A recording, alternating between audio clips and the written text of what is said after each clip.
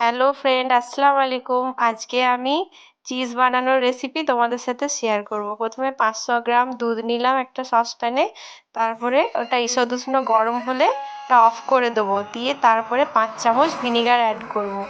ভিনিগারটা দিয়ে কিছুটা চামচ দিয়ে নাড়িয়ে নেব।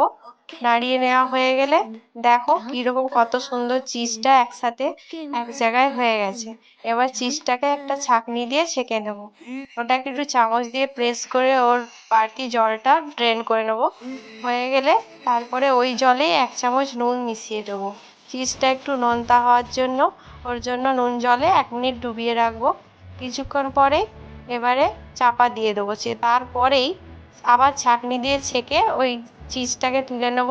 এবারে আমি একটা জারে বরফ নিয়েছিলাম। এই বরফ বা আইস কিউব দিয়ে 1 মিনিট ডুবিয়ে রাখবো। তারপরে তুলে নিয়ে হাতে আস্তে আস্তে চেপে ওর এক্সট্রা জলটা ছেঁকে নেব।